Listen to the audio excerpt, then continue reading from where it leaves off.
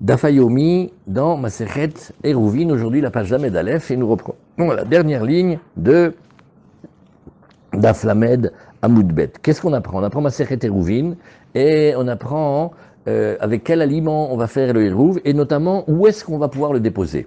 Et on a une question, c'est est-ce qu'on pourrait déposer le Eruv en faveur d'un Kohen, mais on va lui déposer ça dans un endroit où normalement il ne pourrait pas aller, ça s'appelle, on va lui déposer dans un cimetière, ou plus exactement dans un caveau familial. Alors d'accord, qu'est-ce qu'on fait et alors maintenant le Kohen, lui, peut manger de la trouma. Alors imaginons le Kohen, il est pur, la trouma elle est pure, tout est bien, mais c'est déposé dans un cimetière. Alors comment il va faire? On a une question sur la trouma, est-ce que ça ne va pas nous impurifier la trouma? Le Kohen, il ne peut pas manger de la trouma. Il ne peut rien manger du tout. Il n'a rien à faire avec la trouma pour manger. Donc est-ce que ça peut lui compter pour le hérouv? Alors on en est ici. Alors à un moment, on a envisagé. Alors Marc, tu es venu. Comment ça va? Bon, je pensais à toi. Et alors, on va se poser la question, qu'est-ce qu'on va faire? Comment on va lui faire pour l'aider ce Cohen là pour sa trouma?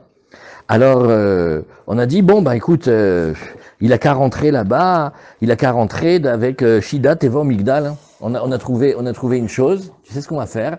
On va faire que, bah, il a qu'à rentrer maintenant avec quelque chose de fermé.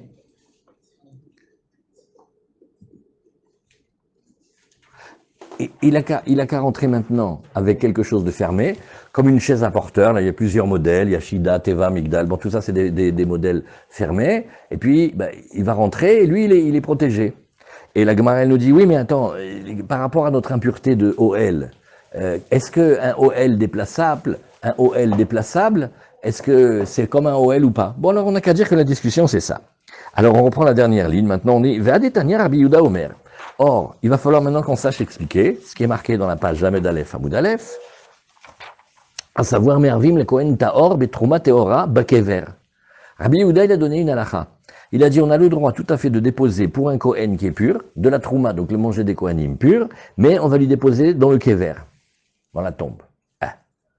Comment on va faire une chose pareille? Alors Rashi nous dit, Vekol Sheken Bechoulin, hein. Rashi, il a une question, il dit, mais alors pourquoi on a parlé de la Trouma? Finalement, le Kohen, il a besoin qu'on lui dépose 2 repas là-bas. On n'a qu'à lui déposer du repas de Choulin. Il dit, non, mais ça c'est évident, j'ai même pas besoin de l'apprendre qu'avec le Choulin ça marche. Vekol Sheken Bechoulin, Beiname Metamou, parce que même si les Choulin étaient impurs, eh ben, Razoulé, ça lui convient. Le Kohen, il peut manger des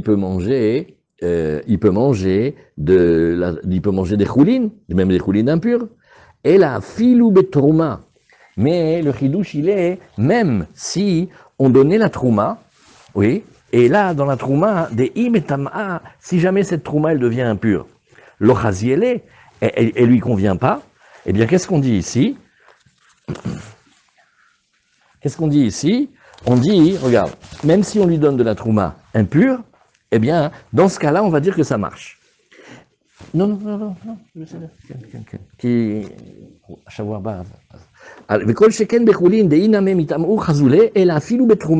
Mais même avec de la trouma, regardez Rashi, si elle devient impure maintenant, elle lui convient pas. Comment on va pouvoir trouver des moyens pour arranger, comme on va voir dans quelques lignes? Alors Rachid, maintenant, il a une autre question. En fait, j'ai 4 cas. J'ai le cas d'un Kohen pur ou impur, j'ai le cas de la Trouma pure ou impure, maintenant qu'on a montré que Choulin c'était facile. Alors il va te dire, non, on a visé qu'un seul des 4 cas. Le Kohen, il est pur, et la Trouma, elle est pure.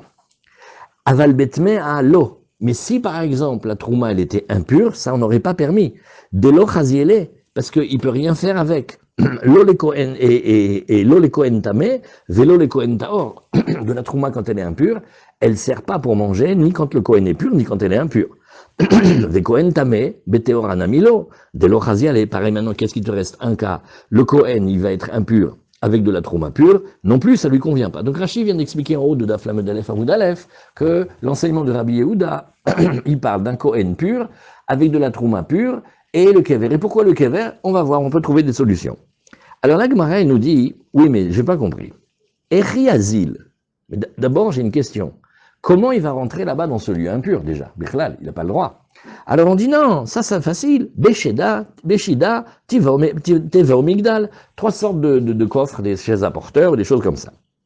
Bon, la Gemara, elle nous dit, d'accord, ça c'est m'arranger le Kohen, mais la Trouma, il va bien falloir la poser, puisque, qu'est-ce que c'est le Hérouvé Khatserot? Le Hérouvé Troumim, par exemple. C'est de déposer dans ce qui va être l'équivalent de sa maison. Donc quand il va déposer la Trouma, il va la déposer dans un lieu impur, donc on n'a rien gagné. Ve'akevan de achta itmala. Alors la Gemara, elle nous dit non, on va parler d'un cas spécial. On va dire qu'elle n'est pas apte à recevoir la Touma. Pourquoi? Parce qu'elle n'aurait pas été mouillée ou préparée avec un des 7 liquides. Beshelo urshera. Elle n'a pas encore reçu d'eau. Donc comme elle n'a pas reçu d'eau, elle ne peut pas recevoir d'impureté. Premier scénario. Deuxième scénario, Oshenilusha bemeperot, comme on a vu que si elle a été pétrie, cette pâte de pain, puisqu'on parle de pain, elle a été pétrie avec des jus de fruits et entièrement des jus de fruits, pas avec de l'eau mais du jus de fruits. Alors là on a vu qu'elle ne prenait pas non plus la Touma.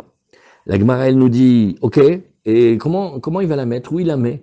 Parce que tu sais que s'il la met dans un ustensile, qui est un ustensile qui peut prendre la Touma comme un ustensile en fer, en métal, ou toutes sortes de récipients qui ont des réceptacles, c'est pas bon non plus. Ve'echimaïtela, comment il va l'amener? Réponse de la Gemara, bepshute keli etz, de l'omekable Touma. Il va utiliser des ustensiles en bois qui n'ont pas de réceptacle, ça s'appelle pshute keli etz, des ustensiles en bois qui n'ont pas de réceptacle, et donc voilà comment il fait. La Gemara nous dit, mais attends, j'ai encore une autre question. Puisque on a déjà dit, le plus facile pour expliquer ces Gemarotes quand on parle du cimetière, c'est pas le cimetière comme nous on voit. Parce que le cimetière comme nous on voit, ouais, il faudrait vraiment qu'ils se mettent sur la tombe, et si la tombe elle n'avait pas de pierre tombale, etc., pour que ce soit impur. Donc il vaut mieux parler de comme un caveau familial, par exemple. Un caveau familial, c'est une maison. Et dans cette maison-là, il y a une impureté. Alors la Gemara nous dit, et qu'est-ce que tu fais du OL?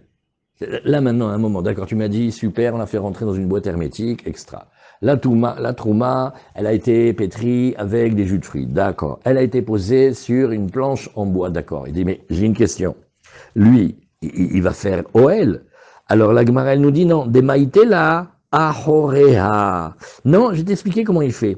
Quand il la porte, le Kohen, il prend la Trouma par la partie par exemple de la planche, qui n'a pas la largeur d'un téphar, ou qui n'a pas dans sa circonférence un téphar. Et alors, à ce moment-là, qu'est-ce que tu me dis? Tu me dis, oui, mais il n'y a pas une question de OL. Il dit non, parce que OL, ça commence à un téphar. Alors, c'est ce que Rashi nous dit ici. Oui, Rashi nous dit ici, regardez par exemple, Ve'akamail, c'est au milieu de Rashi, Kasalkadater que sheyesh bekeli, potear tefar. Alors on a pensé que dans le récipient où on a mis, en bois dans lequel on a mis la trouma, il n'a pas une ouverture d'un tefar. Obekefo tefar, ni même une circonférence d'un tefar. Vegazru ala adam anose be'ovi amardea be'itziot Shabbat. Et une des 18 décisions qu'on avait prises au début de la Gemara de Shabbat, c'était que l'homme qui transporte ça, il est impur. Donc qu'est-ce que fait la Gemara? Elle dit non, mais ça, je vois pas, c'est la solution, ça marche pas. Et à chaque fois, on trouve une solution. Alors, la Gemara, elle dit, Demaïté la achourea de Keli, she'en bechudotefar lavoel. Où il dit, bah alors regarde, ne t'inquiète pas, même l'ustensile, il va pas être appelé tefar. Donc vous voyez, on revenait, on révise, on cumule tout ce qu'il fallait faire pour que ça puisse fonctionner. D'abord, le Kohen, il va rentrer dans cet endroit, dans une boîte protégée qui s'appelle Shidat Evo Migdal. Et quand il va déposer la Trouma, Théora, on va parler d'une Trouma qui aurait été, par exemple, pétrie avec des jus de fruits. Très bien. La Gemara nous dit, mais comment est-ce qu'il va transporter cette Trouma? Où est-ce qu'il va la déposer? On dit, c'est pas grave, il va la déposer dans des ustensiles en bois qui ne prennent pas l'impureté. La Gemara nous dit, mais j'ai pas compris. Il n'y a pas comme un phénomène de OL entre la Trouma et le Keli lui-même. Il dit non, parce qu'il va prendre le Keli d'une telle manière qu'il n'y a pas la taille nécessaire pour que ça fasse OL. Bon, là, la Gemara, elle dit, ben alors écoute, si c'est tellement bien et si c'est tellement beau comme réponse, ben d'or les Rabbanan, ils devraient aussi être d'accord. Comment ça se fait qu'il y a que Rabbi Yehuda, en face de Rabbi Yehuda et les Rabbanan, ils n'ont pas l'air d'être d'accord. Alors il y a Chimaïtama des Rabbanan, il dit, Kassavre, Asur liknot bait, beisure ana. Eux, c'est une autre chose. Eux, c'est sur la notion même de déposer le hérouve. Quand tu déposes le hérouve, en fait, qu'est-ce qui se passe? On est en train d'acquérir un endroit. puisque le principe de Hérouv Troumim, c'est quoi? C'est de décréter que l'endroit dans lequel tu vas déposer le manger, c'est comme s'il avait acquis le lieu pour le Shabbat. Alors les Chachamim, ils disent, on ne peut pas acquérir un lieu dans un endroit qui est interdit de profit, parce qu'on a appris dans la Gemara de Sanhedrin que on ne peut pas profiter, c'est dans la page 47, on ne peut pas profiter d'un kever. Un kever, c'est un endroit où on met un mort, et on lui doit du respect, on n'a pas le droit de profiter du kever. De la même manière qu'on n'a pas le droit de profiter du corps du mort, on n'a pas le droit de profiter non plus de la tombe. Donc, les Chachamim, ils disent, toutes les solutions que tu proposes, c'est pour arranger le Kohen, c'est pour arranger la Trouma, c'est pour lui permettre d'arriver, de déposer, d'accord, mais le fait d'acquérir cet endroit-là pour le Shabbat, les Chachamim ne veulent pas, parce qu'on est en train de profiter d'une tombe, et on ne veut pas profiter d'une tombe, c'est assourd. Voilà pourquoi Chachamim disent ça. Le coup de la boîte. Oui. Le coup de la boîte, qu'est-ce que ça change, la boîte? La boîte, Il touche pas par terre. Et alors, la boîte, elle fait. Mais il a des chaussures, non? Quel problème, quel est le truc de la boîte? Non, les chaussures, elles font pas Hatzitza. Les chaussures, un homme, quand il rentre dans un lieu impur, même s'il a des chaussures, il est impur. C'est quoi alors la boîte? Non, c'est parce qu'il est enfermé. Comme on a vu dans la Gemara d'hier, quand il est dans Sheda, dans la Shida Teva au Migdal, qu'est-ce qu'on a vu ici?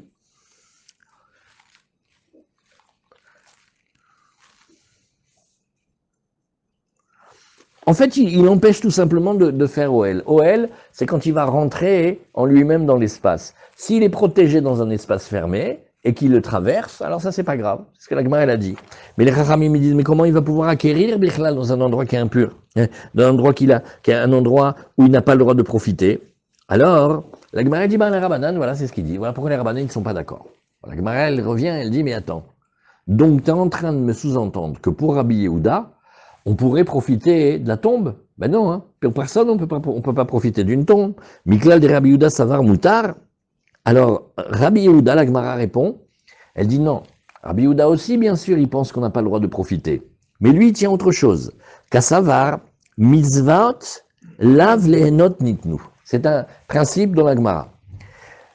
On va dire comme ça. Un profit qui viendrait au travers de la réalisation d'une mitzvah, et qu'on touche un domaine sur lequel on n'a pas le droit de profiter, eh ben c'est pas grave, on va pas considérer ça comme un interdit de profit, parce que ce profit, comme il est pour aider à la réalisation d'une mitzvah, il n'a pas été interdit. Vous voyez comment c'est? Mitzvot, lav lehenot nitnu. Les mitzvot, elles n'ont pas été données pour leur profit égal. Regardez Rashi, mitzvot lav lehenot nitnu. Rashi, il est dans le bas de Rashi. Ve'en me'arvin ela le davar mitzvah. La lechet le beta evel, ou le beta mishte kedel kaman. Alors qu'est-ce qu'on dit? On dit, regarde, le hérouv, le fait d'augmenter la banlieue sabbatique, c'est pas comme on croit. C'est pas talitata, tu dis voilà, moi j'ai envie, c'est trop petit pour moi, 2000 amotes, 1 kilomètre, non moi je veux plus, donc je vais choisir une petite bicoque là pas trop loin, là-bas je vais déposer un petit peu des chalotes, un peu de poisson, et on va considérer que c'est là-bas que j'habite. Oh, pourquoi tu veux aller dans l'autre village? Qu'est-ce que tu vas faire là-bas? Stam, non? Stam, on n'a pas le droit de faire le hérouv comme ça. Il faut que ce soit toujours pour une mitzvah. Alors par exemple, aller visiter des endeuillés, aller faire un mariage ou des choses comme ça oui. Mais pas Stam. Mais la Gemara va dire après 2 autres raisons que des fois c'est que parce que on se protège, parce qu'on a entendu qu'il y a une garnison qui arrive, ou tout simplement parce qu'on va écouter un cours de Torah dans l'autre village et il dépasse. Donc comme quand on fait le hérouv, on le fait pour une mitzvah. Ah, ça s'appelle qu'il profite, et on n'a pas le droit de profiter de la tombe, là, il profite de la tombe, puisqu'il transforme sa tombe en adresse Airbnb pour avoir le droit d'être localisé là-bas le Shabbat.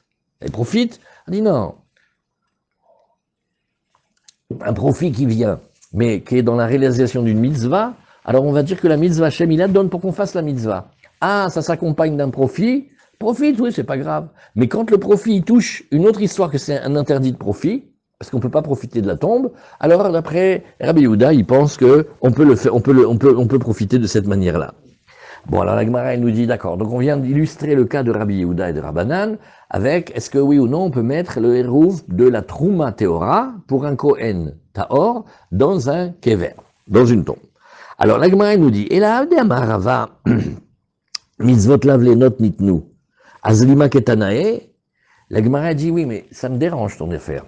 Parce que en 2 mots, tu es en train de me dire que la discussion entre Rabbanan et Rabbi Yehuda, un, il pense que le profit qu'on a d'une mitzvah quand il se trouve face à un interdit de Hana'a, c'est pas grave.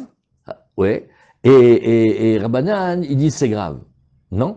Nous, quand on a appris cette leçon-là de mitzvot lavlenot nitnu, on n'a pas fait une différence, il n'y a pas de deux Tanaïm, tout le monde est d'accord. Or, d'après toi, tel que tu nous expliques, tu es en train de nous dire que cette notion de mitzvot lavlenot nitnu, maintenant c'est une marloquette Tanaïm, Bokertov, on n'avait jamais dit que c'était une discussion. Alors, la Gemara, elle nous dit, Hadamarava mitzvot lavlenot nitnu, lima ketanaï amra lishmaate. Est-ce qu'il aurait dit son enseignement, alors qu'en fait, il a oublié de nous dire que les Tanaïm y discutaient? Amar lecha Rava, isvira lehuden me'arvim, elale davar mitzvah. Bon, eh ben écoute, très bien, on réfléchit. Qu'est-ce qu'on a on se demande, les rabbanan en face de Rabbi Yehuda, ils tiennent quoi? S'ils tiennent que des en me'arvim, elale davar mitzvah, que, non, le hérouv, comme on a vu, non, tu vas pas impunément agrandir ta banlieue sabbatique, ma pitom. Un homme, il reste là où il est Shabbat. Mais bon, pour une mitzvah, on l'a pas empêché, on lui permet d'agrandir son hérouv, d'accord. Alors, Isvir Leuden Mervim et Davar Mitzvah, Asdekule Alma Mitzvah Lavlenot Nitnu. Ben alors, on n'a qu'à dire, c'est très simple, on n'a qu'à dire que tout le monde est d'accord que le profit qui te viendrait au travers de la réalisation d'une mitzvah quand il se heurte à un interdit de profit, eh ben on le permet. Mais ici, ça serait une discussion plus préalable. Cette question-là, ce débat, est-ce qu'on peut faire le hérouv pour un oui ou pour un non, ou est-ce qu'on peut faire le hérouv que pour faire une mitzvah? Eh ben, ça serait ça la discussion. À savoir que, Mar Savar, En Me'arvim el davar mitzvah, un il dit non, on ne peut faire le hérouv que pour le besoin d'une mitzvah, ou Mar Savar Me'arvim, afilou le davar hareshut. Et l'autre, il te dirait non, même pour une chose qui n'est pas de l'ordre de la mitzvah, tu pourras le faire. Et là, bon, alors maintenant la Gemara dit d'accord, très bien. Ah, mais j'ai une autre question. Et là, Rav Yosef en me'arvim elale davar mitzvah. Alors, au contraire maintenant, Rav Yosef, il nous a enseigné, le hérouv des troumim, on ne peut le faire que pour réaliser une mitzvah. Alors maintenant, d'après ta méthode, de nouveau, tu vas me dire que il a juste oublié de nous dire, Rav Yosef, qui est un Amora de Bavel, il a juste oublié de nous dire, ah, ce que je dis, il y a 2 Tanaïm, il y a un qui dit oui, un qui dit non. Ça aussi, ça va pas. S'il a donné son enseignement, c'est que, et que la Gemara n'en a pas discuté, ça veut dire que tout le monde est d'accord. Il n'y a pas de discussion dans les Tanaïm. Lima ketanaï amra leshmaatate. Aleshmaate, az amar lecha Rav Yosef. Non. Rav Yosef, il te dira d'écouler alma, en mervim elale davar mitzvah. On a le droit de faire le hérouv que pour le besoin de la réalisation d'une mitzvah. Et aussi, ou d'écouler alma mitzvot lavlenot nitnu. Bémet aussi, quand on réalise une mitzvah, s'il y a un profit qui nous vient, il se heurte à un conflit de profit interdit, c'est pas grave. Ou béa comme plié, mais c'est une autre discussion. Mar savar kevan de kanale irouv, lo nichale de mintera, ou mar savar nichale de mintera. Alors, de installer achille. Alors, ça c'est, il faut voir bien. Le hérouv, il faut avoir été recensé propriétaire shabbatique de cet endroit quand le Shabbat rentre. 1 seconde suffit. Donc, à partir du moment où à l'entrée de Shabbat, il a été répertorié et localisé là-bas dans le Bet Akvarot, et que maintenant il a ses 2000 amot, il n'a rien à faire que le pain il reste là-bas ou pas, et les Chachamim, ils disent, ma pitom, il a envie que cet endroit-là, il le garde. Comme ça, s'il veut manger, ça existe qu'un homme il veuille manger son hérouv quand même. Eh ben il pourra le manger. Donc il discute d'autre chose. Est-ce que dans la tête de ce Cohen, il dit écoute-moi, du moment que pour moi j'ai passé la frontière à ce moment-là et on m'a localisé là-bas, c'est bon. Oui, mais qu'est-ce que tu vas faire avec le pain et tout ça? À la limite, hein. J'ai pas besoin que ce soit gardé. Il y a une petite question coquine, c'est que si c'était de la trouma théora, c'est pas du pain stam. Ça veut dire, bien sûr qu'il est intéressé à la garder. C'est vrai, c'est pas faux. Mais lui dit, non, vous n'avez pas compris. Moi, je veux avoir la banlieue sabbatique plus grande. Je fais n'importe quoi pour. Du moment que tu as réussi à me localiser ici, voilà. Tu vois? Juste pour pas être S'il est s'il est resté chez lui, à l'endroit où il va être répertorié, je sais pas moi, on va dire des exemples de science-fiction, il va être réporté zone confinée. Il n'a pas envie d'être zone confinée. Il a envie d'être répertorié une zone libre. Alors, il dit, bah, du moment qu'à l'entrée de Shabbat, on m'a regardé comme étant habitant de la zone libre, ça suffit, c'est tout. Je dis, mais quand même, tu n'aurais pas envie qu'on te garde là-bas le pain? Il dit, oui, mais mon souci de maintenant, c'est que je sois localisé là-bas, c'est tout. Ben, vous rappelez comment on a vu, en fait, c'est pas comme ça. Pour être localisé quelque part, il faut habiter quelque part. Des fois même, on voit dans la Gemara, il faut habiter 6 mois, on peut pas comme ça. Mais on a vu une halakha de la Torah où des fois un habitant d'une ville d'un jour, il prend le statut de la ville. Où?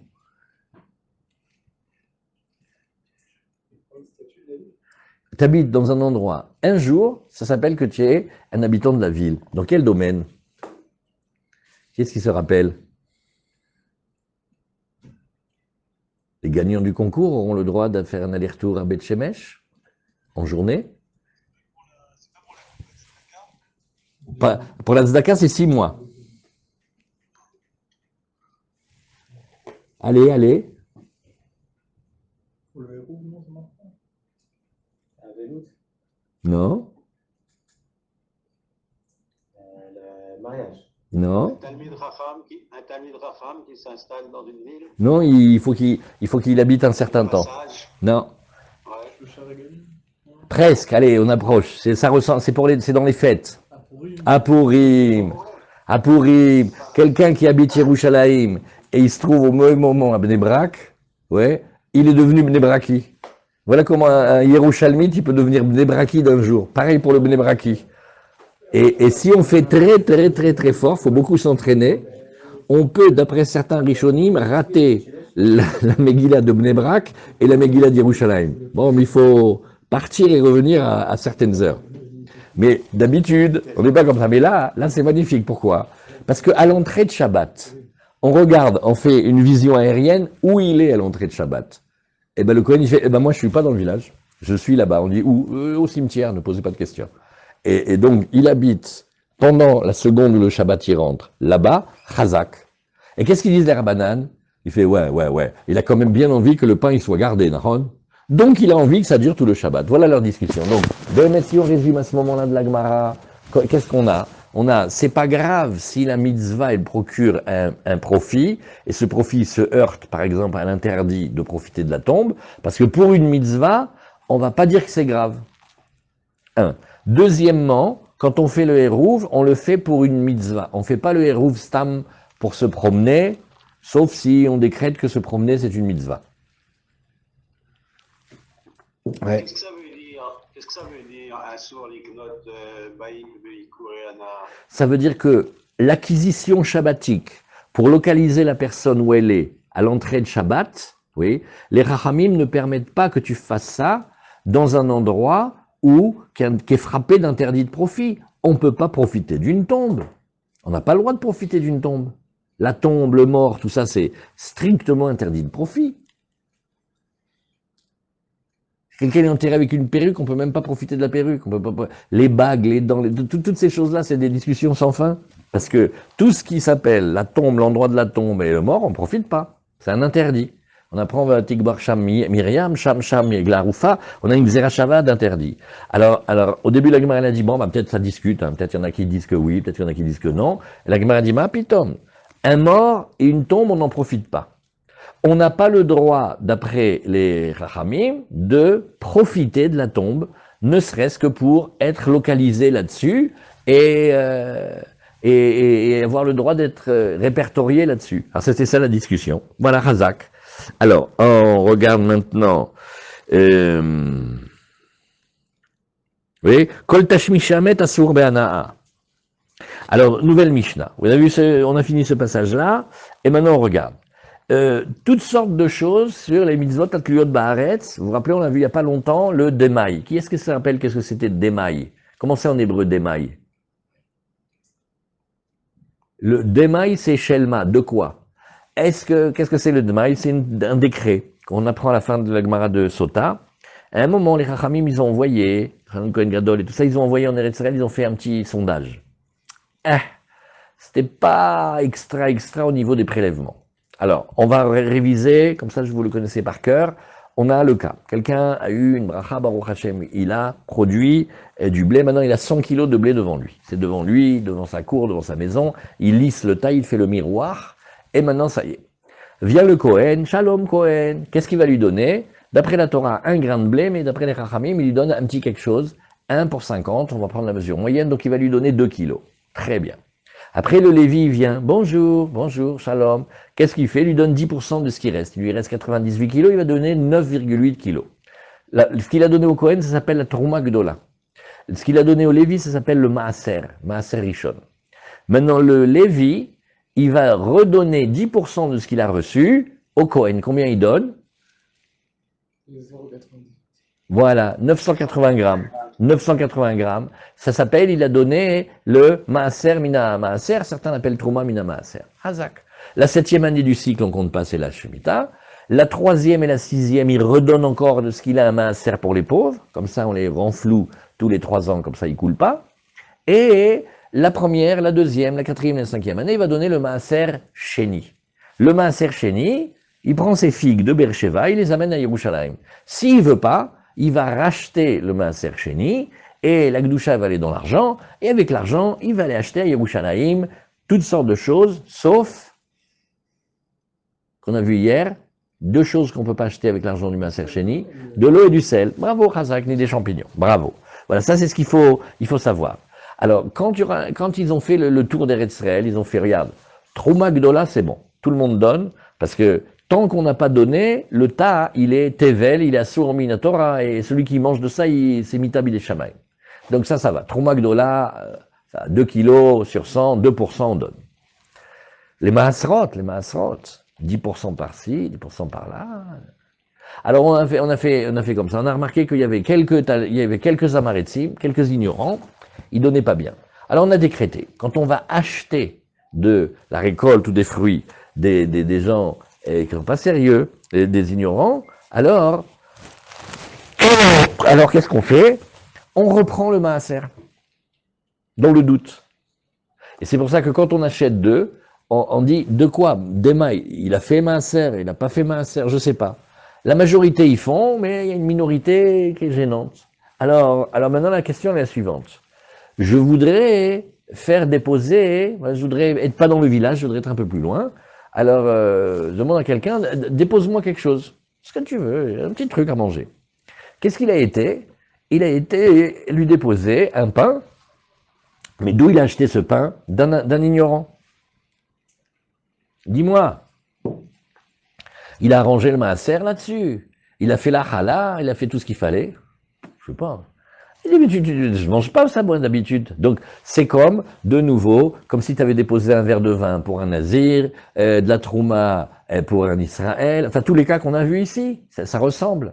Mais d'un autre côté, le issour du Dmaï, il n'est pas un issour fort. Parce que tu vois que, par exemple, aux pauvres et aux militaires, on leur donne. On a le droit de donner à un pauvre du Dmaï, on a le droit de donner aux soldats qui nous étaient imposés, parce que c'est des soldats de la charge royale, et le roi il a décrété que quand ils arrivent quelque part, quand ils partent vers la guerre ou quand ils reviennent, s'ils arrivent dans notre village, nous on doit les nourrir. Et lui, il est pas en Picouar Nefesh aussi. Non, ça n'a rien à voir avec Picouar Nefesh. C'est que le pauvre et le militaire, le pauvre et le militaire, ils se ressemblent. Pourquoi? Parce que... Il va bénéficier du Dmaï. Oui. On n'est pas en Picouar. Non, on n'a pas besoin. Et un pauvre, c'est pas parce qu'il est Picouar Nefesh, c'est parce qu'il est pauvre. À lui, on a donné une facilité. Les Chachamim, ils ont réfléchi, ils ont dit comme ça, regarde. Le pauvre, si tu commences à dire que tout ce qui est misafek, tu vas pas lui donner, alors il y a des fois où il va pas avoir, alors on lui permet que lui. Pareil, les soldats, comme ils sont pas chez eux, ils sont considérés aussi comme des pauvres, alors on va leur donner. Donc finalement, quand on a déposé du dmaï pour faire le hérouv à quelqu'un, c'est quelque chose que d'habitude on peut permettre dans certains cas. C'est pas assour. Tu vois, le yaïn pour le nazir, il peut pas, hein. Il peut pas ni un peu, ni... Même si le nazir, il est pauvre, il doit faire attention au vin. Le Kohen, celui qui est pas Kohen, il peut jamais chas le shalom, manger de la trouma. Ça, c'est très grave. Alors c'est ce que la Mishnah, elle nous dit. Mais arvim bedmaï. On peut faire avec le dmaï. Et ou b'maaser rishon shenit la troumato. Et aussi, avec un maaser rishon, dont on a prélevé la trouma, égale le Lévi, il a reçu ses 10 kilos, enfin ses 9,8 kilos. Très bien. Et lui-même, il a redonné 980 grammes au Cohen. Alors la Mishnah elle lui dit, ben voilà, on peut lui faire le hérouv avec ça. Et la Gemara, elle va sauter en l'air, elle va dire, ben c'est évident, hein, tout va bien. Hein. Obemaaser sheni ve'egdesh shenivdu. Pareil aussi, on a discuté oralement, le maaser sheni, c'est figues de Beersheva, mais il ne voulait pas transporter les figues de Beersheva à Yerushalayim, il les a vendues. Il les a échangées avec de l'argent. Donc maintenant, la gdoucha des figues, elles sont sur l'argent, et avec cet argent-là, il peut acheter ce qu'il veut. Alors on dit, regarde, c'est du maaser sheni ou du ekdesh, une chose qu'il avait consacrée, mais il les a rachetés. Quand on les rachète, il faut rajouter un cinquième. Hein. Et va kohanim bechala. Maintenant, il y a du pain, c'est du pain de challah. Quand j'ai fait des chalotes, eh ben, tous les 24 pains, tous les 48 pains, j'ai mis une de côté, c'est pour le Kohen. Alors, on lui dit, on t'a déposé une challah, hein, on t'a déposé une challah, là-bas dans ta petite bicoque. Chazak. Ben, la Gemara aussi, elle va dire, ben oui, c'est normal, ça va au Kohen, c'est bien ça. Avalo betevel, mais attention, si jamais on veut lui déposer un pain, mais qui a été fait sans zéro prélèvement, ni on a fait la Trouma Gdola, ni on a fait le Maaser Rishon, ni le Maaser Mina Maaser, ni... Alors là, non. Pourquoi? Parce que ça, c'est très grave. Celui qui mange de ça, il est Chayav Mita Bidei Shamayim, il mange un produit qui n'a pas été prélevé du tout, zéro Trouma. Alors, faut faire attention de ne pas manger des choses non prélevées, parce que ça peut traumatiser. C'est un traumatisme profond. Avalobe tevel, mais pas avec du tevel, ça veut dire non prélevé. Velobe maaser rishon shelonit la trumato, ni même avec ce que le Lévi a reçu, mais qu'il n'a pas redonné 10% au Kohen. Velobe maaser sheni ve'egdesh shelonivdu, ni avec des fruits de maaser sheni qui n'ont pas été rachetés, ni avec pareil avec le egdesh. On peut racheter le Ekdesh, pardon. Oui, on peut racheter le egdesh. On va chez le Gizbar, on va chez le Kohen, et on lui dit, voilà, regarde, j'ai consacré ces fruits-là, moi je voudrais les racheter. Ok, d'accord, il faut faire un pidion, et il faut rajouter quelque chose en plus, des fois ça peut sortir. Alors, la Gemara, elle dit, Dmaï, alo chazele, bravo Rachamim. La Gemara dit, mais le Dmaï, il n'est pas pauvre. Le bonhomme là, il est peut-être le plus riche du village. On lui dit, oui, alors on t'a mis, tu sais, le truc là qu'on a acheté chez le pas sérieux, là, l'ignorant, là. Alors, mais pourquoi d'habitude il mange pas ça? Ben, comment tu voudrais lui faire son hérouve avec quelque chose qu'il mange pas? Ça lui convient pas. Alors la Gemara, elle dit une svara, elle dit toute personne qui a les moyens, il pourrait devenir pauvre. Comment il fait? Il se sépare de tous ses biens. Il rend tous ses biens efker. Des gens comme ça. Ils offrent tous leurs biens. Alors, des fois, ils offrent à des yeshivot, des fois, ils offrent au bébé phoque, des fois, on ne peut pas savoir. Alors, donc maintenant, qu'est-ce qu'il fait? Il a pris tous ses biens, et il a dit, voilà, tous mes biens, et je me détache de la matérialité, et tout ça. Bah, donc, non, c'est pas interdit, mais ça pose de nombreuses questions. Par exemple, a-t-il le droit de priver ses enfants d'héritage? A-t-il le droit de se jeter maintenant sur la communauté? Parce que si maintenant il est devenu pauvre, il va gonfler les caisses communautaires, et peut-être à la quasi pour lui dire non, on en a déjà suffisamment, c'est pas bon là en ce moment. Bon, ça pose des questions, mais en tout cas, s'il veut le faire, il peut le faire. Donc ça veut dire que toute personne riche, enfin toute personne qui n'a pas le droit de manger le dmaï, elle pourrait redevenir en une seconde quelqu'un qui n'a pas de quoi. Et donc, il aura le dmaï. Alors, s'il veut des hibae, mafker leu nirse, s'il voulait, il pouvait se détacher de tous ses biens, les rendre sans propriétaire, ve'aveani, et il deviendrait pauvre, ve'chazele. Alors, bien que c'est une supputation, il pourrait le faire, etc. Alors on va dire, ashtanami chazele. On va dire que par rapport à la facilité de lui donner l'endroit de lui donner un hérouve maintenant pour les troumim, alors il a le droit. En fait, elle est bien la question de Rachamim. Un rôle pour le Dmaï.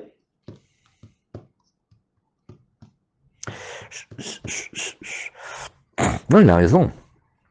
Pourquoi il n'y aurait pas un interdit de se déposséder de tous ses biens? Ça fait un peu Krishnou quand même. Hein. Venez, je vais vous aider à vous débarrasser. Il y a quand Ouais. même une halakha qui dit qu'on n'a pas le droit de donner plus que, je crois, 20% de Ouais. Là, lui, il a tout enlevé. Hein. Quelqu'un qui riche, il peut donner plus. Eh bien, mais cette question, elle est quelque part, mais alors pour la trouver... Quand tu as une avodat Hashem, on fait comme il disait. Ken, c'est ce que dit la Gemara. Hein. Attendez, qu'est-ce qu'on a ici comme note 23?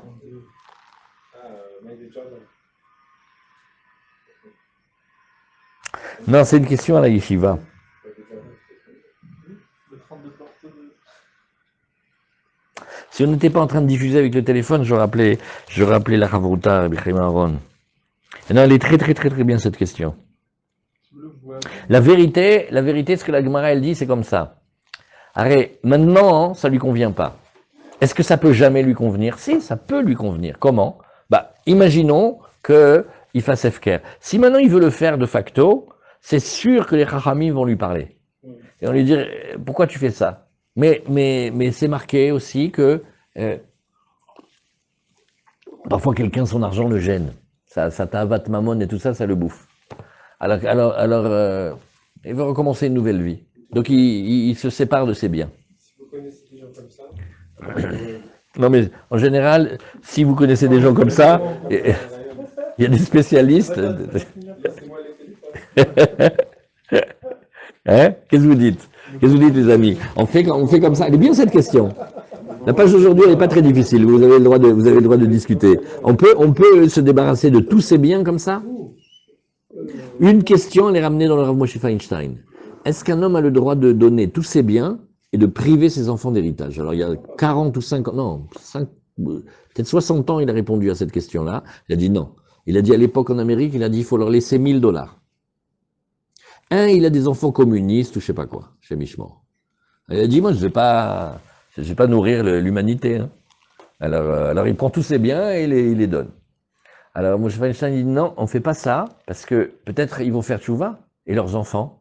Il faut faire passer l'héritage. Donc, il bloque une somme de l'époque, $1000, comme ça, et qu'aujourd'hui, il faut recalculer. Et après, on n'a pas le droit de se jeter soi-même sur les besoins communautaires. Si quelqu'un doit être aidé, alors il doit être aidé, le pauvre. Mais dire, voilà, bonjour, je suis docteur, je voulais vous annoncer, je vais faire maintenant que de la prière dans les champs. Est-ce que vous pourriez vous occuper de ma femme et de mes enfants? On dit, métier de docteur, c'est péché quand même un peu, non? Mais s'il le fait, ça marche. Donc tu vois que toute personne qui n'a pas le droit maintenant de manger du dmaï, elle pourrait. Donc puisqu'elle pourrait, ça me suffit dans les halakhot de Hérouvine pour me dire que si quelqu'un lui a déposé ça marche. Hein, je ne vous ai pas entendu, qu'est-ce que vous dites? C'est une très bonne question. La vérité, c'est une très bonne question. Bon, alors voilà. Alors on a fait le débat. C'est bien Zoom. On fait le débat seul. Alors on y va. Alors là, on reprend la Gemara. Dmaï alo chazele, migo de ibae mafkerele ou le nirse, ve'ani ve'chazule, ashtanami chazele. Detnan. Comment on le fait? D'où le sait-on? C'est la Mishnah. Et on a vu cette Mishnah d'Af. Regardez où on a vu cette Mishnah il n'y a pas longtemps. Ouais, Daf Yudzaïn. Voilà. Machilim et anim dmaï. On a tout à fait le droit de demander, on a tout à fait le droit de donner pour nourrir du dmaï. On ne sait pas si ça a été macérisé. Oui, dmaï. Et aussi vet arsania dmaï. On a le droit aussi de donner aux garnisons royales qui nous sont imposées. On doit les nourrir. Rashi nous dit Chayalot Malchei Israël. Rashi précise bien, hein, on parle des armées des rois juifs, chez Matilin Otan al Bnei Ha'ir Lezunam, on impose par décret royal sur les gens de la ville de nourrir les soldats. Ve'evule ou keanim, et ils sont comme des pauvres. Pourquoi? Share einan bebateem. Chazak. Comme ils ne sont pas chez eux, ils sont comme des pauvres. Alors là aussi, il y a une question, on a discuté un petit peu hier déjà. Quelqu'un qui n'est pas chez lui à la maison, alors il a un statut comme un pauvre. Ben oui, il n'est pas chez lui. Hein. À toute personne, d'après ça, qui serait en voyage, même si c'est quelqu'un qui a des moyens, mais là où il est, eh ben, il est comme un pauvre.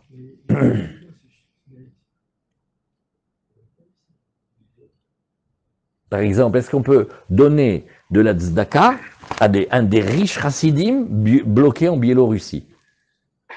Mais ils sont très très riches, Baruch Hashem. Oui, mais là, ils n'ont même pas de quoi manger. Alors ici, il faudrait savoir est-ce qu'on pourrait leur donner à manger du dmaï.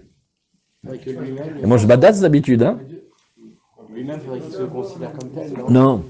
Regardez comment il a dit. Il y a un diouk dans Rashi qui est Manian Meod. Les soldats, ils sont pas pauvres. Mais comme ils sont pas chez eux, eh ben, ils sont considérés comme des pauvres. Et Mimé, là, ils ont le droit du dmaï. Alors ça, il faut regarder.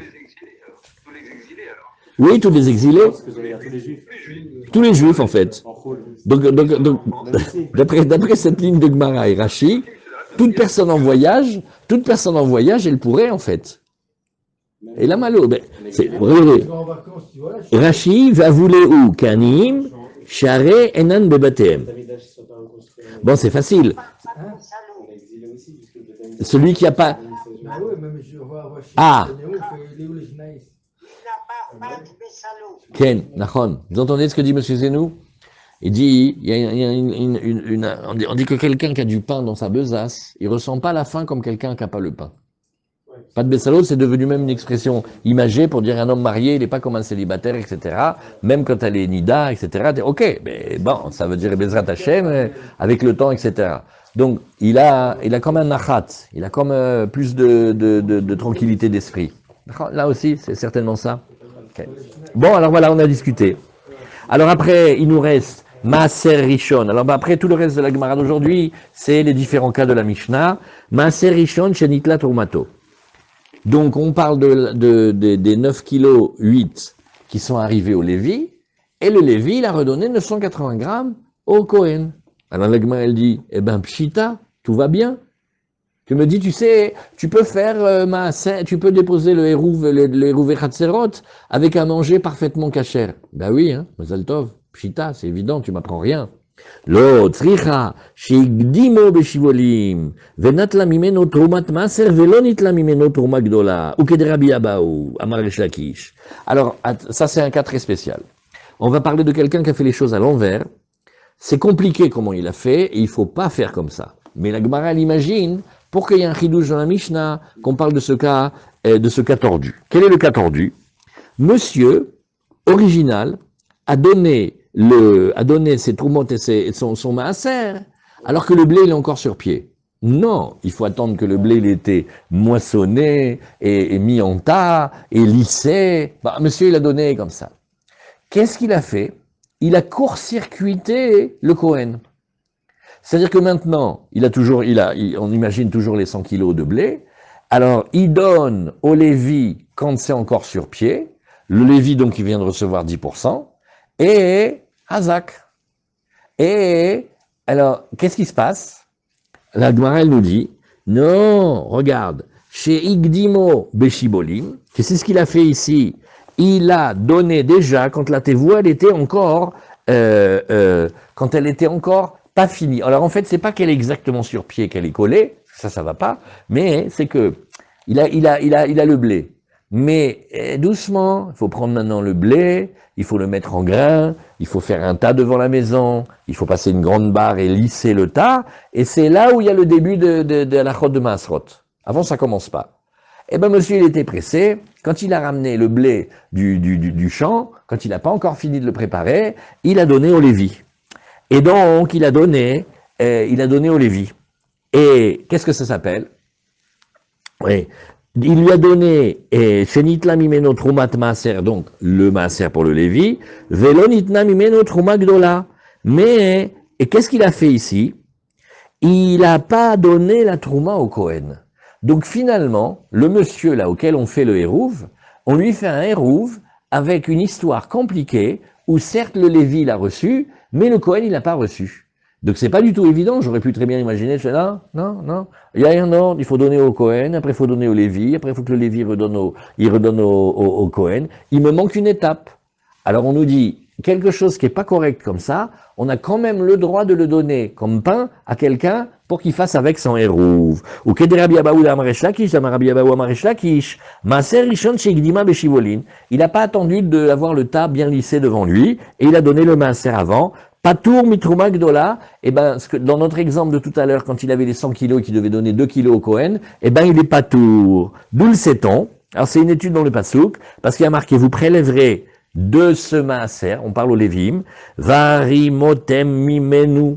Vous, les Lévim, une fois que vous avez reçu vos 10 kilos, votre dixième, vous prendrez Troumat Hashem Maaser Mina Maaser.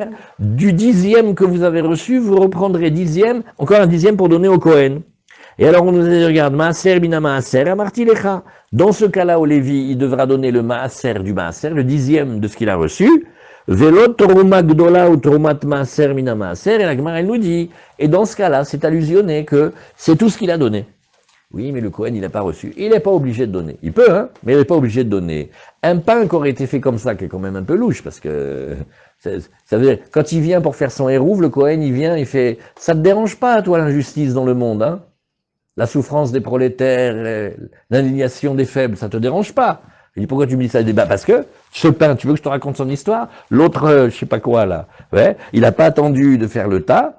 Quand je suis venu, c'était trop tard, il avait déjà donné au Lévi, j'ai été chez le Lévi m'a fait une exégèse biblique en m'expliquant qu'il n'était pas obligé de me donner, eh ben bon appétit. C'est qui est pas toi alors là? Ben, le Lévi, il n'est pas tour de donner au Kohen parce que les choses ne sont pas faites dans l'ordre. Mais tout ça, c'est pas joli, il faut pas faire ça. Tous, non, ils ont fait quelque chose de pas bien. On a utilisé une astuce halachique pour court-circuiter quelqu'un. Dans le commerce, c'est comme s'il y avait des grossistes et des demi-grossistes, et il y a un ordre. Alors, le grossiste, il vend au demi-grossiste, et quelqu'un, il est venu, et il a court-circuité.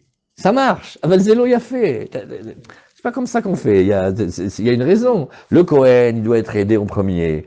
Une petite somme. Après, il doit aider une grande somme, une grande quantité, le Lévi. Après, le Lévi lui-même, il devient presque, c'est d'après Rav Shimshon Raphaël un peu, il devient lui presque comme un propriétaire, il redonne encore au Kohen, et puis après selon les années on va aider les pauvres, c'est réglementé. Là la Gemara elle veut te dire que exceptionnellement, pour le besoin du Hirouv, un pain comme ça, qui est pas, c'est pas glatt, c'est pas très bien ce qu'ils ont fait, quand même il passe, voilà. Alors la Gemara elle nous dit, Amar les Rav Papa les Abaye.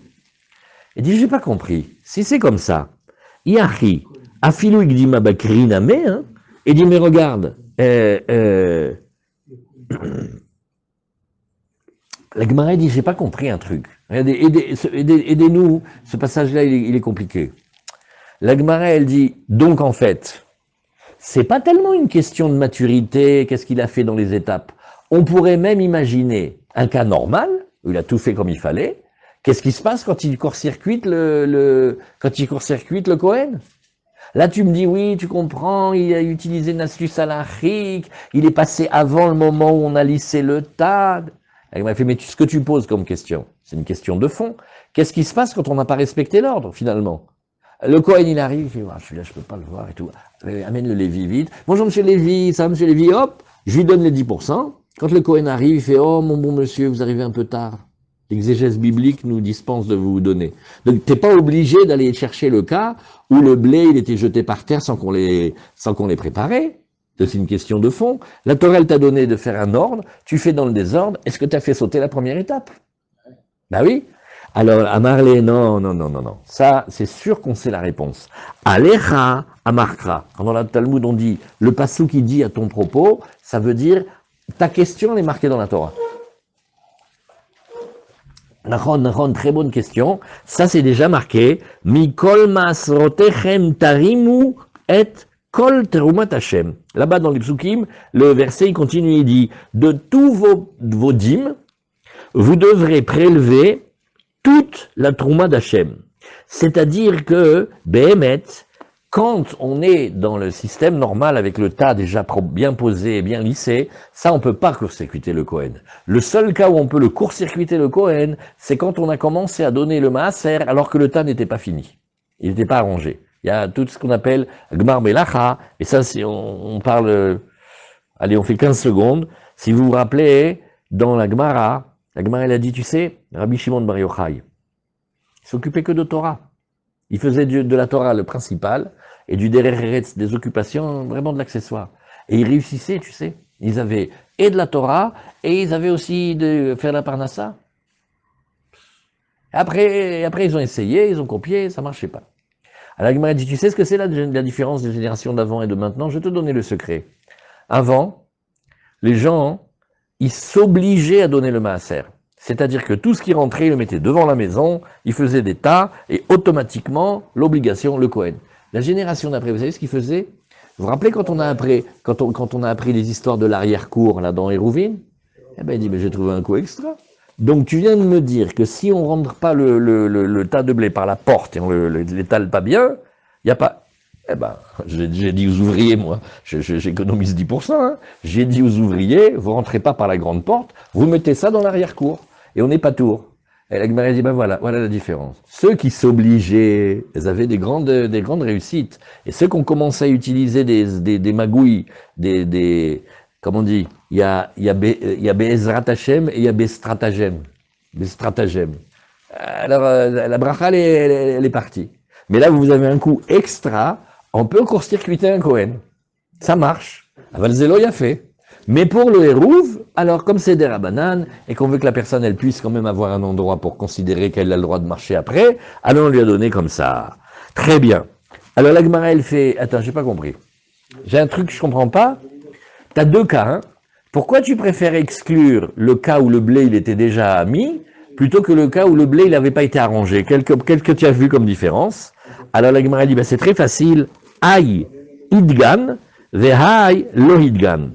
Regarde, ça c'est délicat, je ne sais pas comment on dit bien en français. Il a été mis en céréales. Le dagan, c'est les 5 espèces, le blé, l'orge, le seigle, l'épeautre, l'avoine. Maintenant, quand il a été mis en tas, et il a été bien préparé, là il attrape le nom et le statut halachique de dagan. Dagan, ça veut dire la récolte. Quand il n'a pas encore été préparé, ça veut dire il vient de cueillir le blé, il a tout jeté comme ça en vrac. Doucement, c'est pas ça. Il faut attendre une étape de Gmar Melacha. Il faut attendre qu'on a fini de travailler ce qu'on fait avec le blé. Quand on a fini de travailler, là vient l'obligation de Maaser. Maintenant, tu me dis pourquoi j'ai préféré exclure le cas où le blé n'était pas arrangé par rapport au cas où le blé il est arrangé, c'est très facile. Quand le blé il est arrangé, il s'appelle Dagan. Parce que la Torah elle a dit, va safta deganecha, tu vas ramener ton produit céréalier. Mais il y a une étape, il faut qu'il soit déjà arrangé. Quand il est avant ça, il ne s'appelle pas encore d'égal. Bien sûr que ça s'appelle des céréales. Par rapport à la valeur nutritionnelle, c'est des céréales. Mais par rapport aux lois de la Torah de commencer à obliger à donner le maaser, c'est pas encore ça. Voilà, Chazal. Alors on continue. La Gemara nous dit, maaser sheni vegdesh shenivlu. Pareil, il a le maaser sheni, il avait les figues à Beersheva. Il avait les figues à Beersheva, il a dit non mais j'ai pas envie de les ramener, elles vont tourner sur le chemin. Bon alors à Beersheva, qu'est-ce qu'il fait? Il va les racheter. Donc la gdoucha des fruits, elle va s'en aller, elle va passer dans l'argent, il va rajouter un 5e, et après il monte à Yerushalayim, avec l'argent de Yerushalayim, il achète tout ce qu'il veut, sauf de l'eau, du sel et des champignons. Alors la Gemara elle dit, eh ben très bien, il a le droit de faire ça, pshita. Bah oui, pourquoi tu voudrais pas lui faire le hérouv avec ça? Lo tzricha shenatan et akeren velo natan et achomesh. Non, regarde, il a payé l'équivalent, le capital, mais il n'a pas rajouté la somme du 5e. Or, on aurait pu imaginer que quand on essaye de faire passer la gdoucha des figues dans de l'argent, et que la Torah a dit qu'il fallait payer un 5e en plus, et qu'il n'a pas payé le 5e, on aurait pu imaginer ça marche pas. Kamashmalan, que ça marche quand même. Kamashmalan, de en achomesh me'akev. Bien sûr qu'il faut le donner, bien sûr qu'il a une dette, mais s'il n'a pas fait, il a quand même le droit de le manger. Alors, mais pas le tevel. Aval le tevel, la Gemara dit, bah évidemment, le tevel, chas shalom, c'est super grave, c'est assour minatora, c'est chayav mita bideshamaim.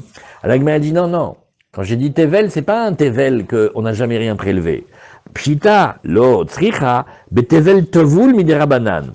C'est-à-dire que nous allons parler de là où l'obligation de maaser et de Trouma, elle est midérabanan. L'obligation de la Torah, elle est sur certaines espèces. Et Ukegon, Shezrao, Beatsid, Senonakuv. Et donc le cas aurait été le suivant. Il a fait pousser quelque chose dans un pot de fleurs non troué. Là, auquel cas, les obligations sont des obligations qui passent de Doraïta à des Rabanan. Et alors, donc on va parler de fruits. Donc l'obligation de Trumot et Maasrot sur les fruits, elle passe en Midérabanan. Et Minatora, tout ce qui pousse dans un pot qui n'est pas troué, il n'y a pas besoin de faire Trumot ou Maasrot. Pourquoi? Parce que c'est pas en contact avec la terre. Quand le pot de fleurs il est troué, ça on a déjà appris beaucoup, on a vu dans les Gemarot déjà. Non, là-bas, quand il est troué, les racines y passent, c'est comme s'il était posé dans la terre presque. Tandis que quand il est fermé hermétique, alors il n'est pas en rapport avec la terre. Donc c'est pas un produit de la terre vraiment, donc il n'y a pas les maasrot et les trumot. Et donc ça s'appelle, bon c'est comme on essaie de faire gouche catif et tout ça. Ils ne font pas pousser de la terre. Ils font pousser dans du sable en hauteur, séparé de la terre. Alors on peut gagner beaucoup de choses là-dessus, si c'est pour la pratique de la cacheroute. Alors, Velo Maaser Rishon Shelonit la Trumato, pareil, le Maaser Rishon, c'était chez le Lévi, et il n'a pas donné au Kohen, on n'a pas prélevé pour le Kohen, la Gemara dit Pshita, lo Tzricha, Sheigdimo Bakri. Là aussi, il l'a devancé, alors qu'il était déjà sur le tas, et Venitla Mimeno Trumat Maaser, Velo Nitla Mimeno Trumat Gdola. De nouveau, on a donné le Maaser pour le Lévi, mais on n'a pas donné au Kohen. Oui, il lui manque le tout premier prélèvement. Le Kohen, il n'a pas reçu sa trouma. Maoudetema, Kedamarav Papa le Abaye, Kamashmanan Kedeshanela. Comme la Gemara d'en haut, on avait dit Maaser Mina Maaser pour le Ramkit, eh bien on répondra, comme on a répondu tout à l'heure, à savoir que non. Que, comme Abaye il a répondu tout à l'heure, non, Mikol Maasrotechem Tarimu, on ne peut pas faire sauter le Kohen. Vélo be Maaser Sheni ve'Ekdesh Sheloniv, d'où il nous reste encore un tout petit passage.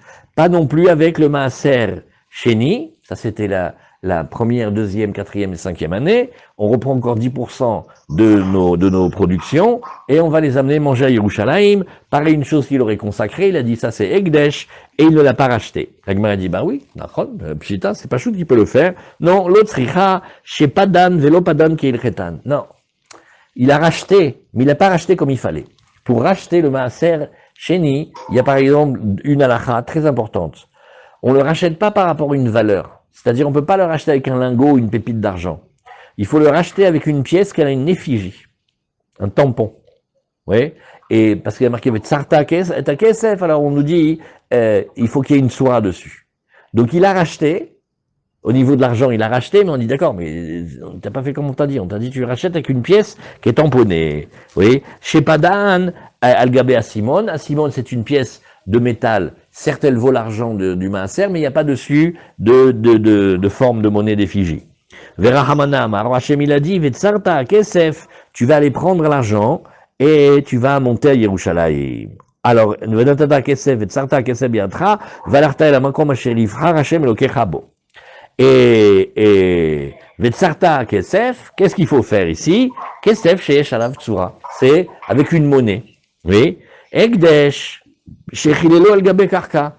Le Ekdesh, oui, il l'a racheté. Qu'est-ce qu'il a donné? Il a donné un terrain en échange. Mais on ne peut pas. Parce que quand on rachète du Ekdesh, dans les cas où on a le droit, les choses consacrées, des Rahamana Amar, Venatan Hakesef Vekamlo. Il faut que ce soit quelque chose de mobilier, de l'argent.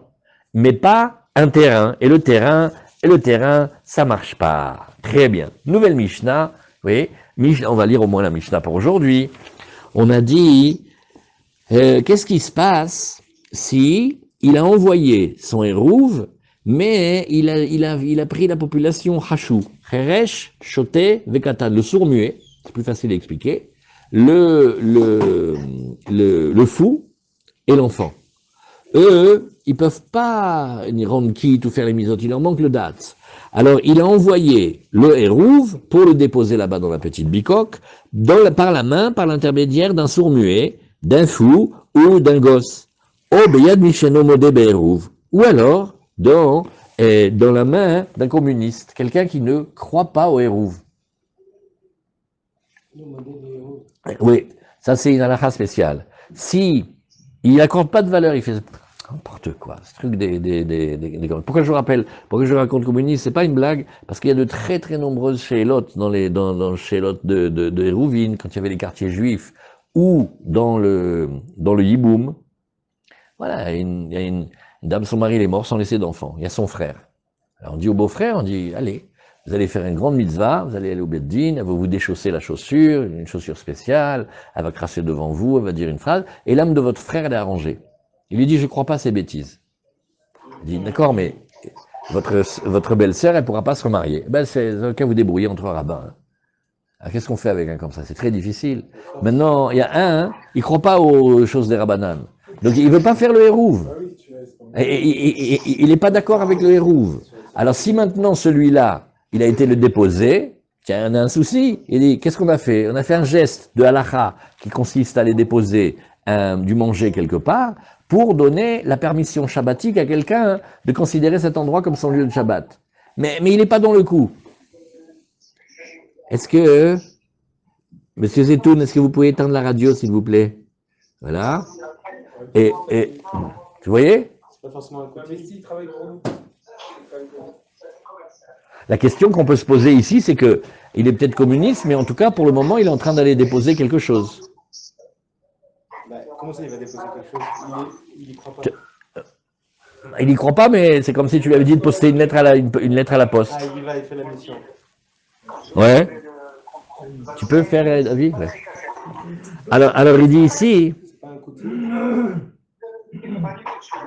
Un coutil, c'est pareil. Ah, c'est pareil. Okay. Alors, ouais. Oh, vous voyez, Obeyad Misheno Modé Beirou. Rachid a dit coutil. Un apicores, Ken. Tu arrives à l'enlever? Ouais. Voilà. Alors maintenant, Vekatan, Obeyad Misheno Modé Beirou, nous l'avons vu. Et no Hérouf, tout ça s'appelle pas un Hérouf. Ve'im amar le'acher le kablo mimeno ze Hérouf. Mais, tu vois, si celui qui veut le Hérouv, il a dit à un autre, oui, de le faire, de reprendre le Hérouv, il dit, écoute, regarde, j'ai donné ça à un enfant, ou j'ai donné ça à un fou, j'ai donné ça à un sourd-muet. Quand tu le rencontres, prends le Hérouv et va le déposer, ça marche. Alors ça, c'est un grand ridouche. Parce que il a réussi à rattraper, bien qu'au départ, il l'a confié à des gens qui vont pas pouvoir le faire. Or, eux, ouais, comment ils vont pouvoir donner, nommer commissionnaire quelqu'un que eux-mêmes ils n'ont pas ce pouvoir-là de faire? Alors ça aussi, on a dit que ça marche. Voilà, Chazak. Alors, on continue un petit peu de Gemara, et on dit, Katadlo, dis-moi, dans la liste tu m'as mis le gosse, mais nous on a vu, Ve'amaravuna, Katan Gove et Taerouv. Ben, le Katan, il a le droit de se promener avec le panier, et tous les gens du quartier, par exemple, vont dire, viens, moi je donne un petit pain, moi je donne un petit peu de damchrout, moi je donne un petit peu de kugel, et on met comme ça. Eh ben, celui qui vient et qui collecte, ça peut être un enfant. Alors pourquoi tu dis que quand il a fait faire déposer le hérouv par l'enfant, ça marche pas? Lokashia, kan beirouv etrumim, kan beirouv echatserot. La Gemara dit non. Quand c'est pour ramasser le pain, pour dire qu'on va mettre ça dans le panier, et on est tous dans la cour de Ilan, et on va tous considérer qu'on mange tous chez lui, ok, ça c'est facile, le petit peut le faire. Mais quand c'est Irouvé Troumim, c'est pour permettre à quelqu'un de sortir en dehors de la banlieue sabbatique, ça, on veut pas d'enfant. Oh, beyad mi she'eno modé ba'eruv, man, qui est-il? Amarav Rizda, Koutaï, c'est les Koutim, c'est les Shomronim, c'est les élèves de Tzadok et Baïtous. Bref, toute personne qui ne croit pas à la Torah, même la Torah orale. Bon, c'est Koutim, Geré Arayot, Geré Emet, on a vu.